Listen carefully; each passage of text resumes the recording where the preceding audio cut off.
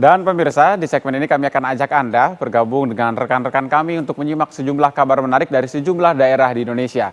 Sudah ada rekan Firda Jumardi dari TV One Biro Makassar dan ada Danita Riyadini dari TV One Biro Yogyakarta. Pertama kita ke Makassar terlebih dahulu. Firda, selamat pagi dan silakan. Ada informasi penting apa di wilayah Anda? Ya, selamat pagi Antro dan juga pemirsa dari Biro Makassar. Kita awali informasi pertama, Polrestabes Kota Makassar ini memecat seorang personil yang membandel dan mangkir dalam tugas selama lebih dari 500 hari.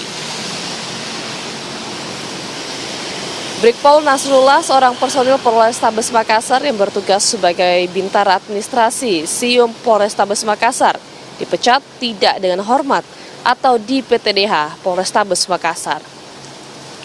Brigpol Nasrullah terbukti melakukan pelanggaran disiplin berat berupa disersi atau meninggalkan tugas lebih dari 521 hari di tahun 2022 hingga tahun 2024. Berdasarkan sidang kode etik diputuskan untuk dilakukan pemberhentian tidak dengan hormat atau PTDH. Dalam upacara PTDH tersebut, proses pemecatan terhadap Brigpol Nasrullah digelar secara in absentia lantaran tidak diketahui keberadaannya.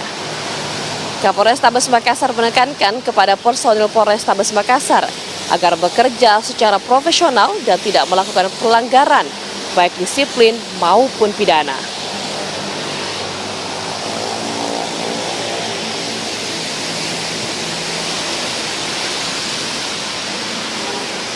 Ya pemirsa, kita beralih ke informasi selanjutnya. Seorang mantan guru olahraga mendirikan sekolah menengah pertama atau SMP dan sekolah menengah atas atau SMA secara gratis di Desa Transmigrasi di Bolang Mongondo, Sulawesi Utara.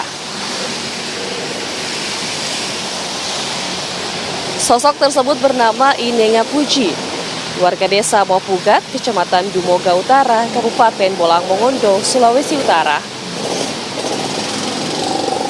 Mantan guru olahraga tersebut mendirikan SMP dan SMA Swadharma bersama tokoh masyarakat setempat.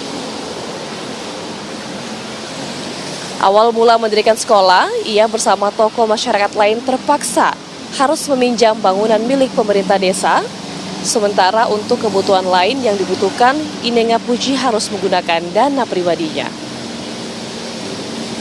Berkat tekad kuat dan kerja kerasnya, sekolah ini akhirnya mendapat perhatian dan bantuan dari pemerintah daerah hingga pemerintah pusat, dan bangunan sekolah pun kini dapat berdiri secara permanen.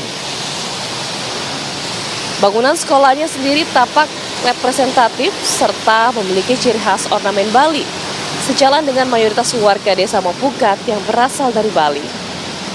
Kedepannya, Inenga Puji juga berencana akan membangun sekolah menengah kejuruan. Hal ini dilakukan agar anak-anak lulusan SMP bisa memilih pendidikan sendiri tanpa harus keluar desa.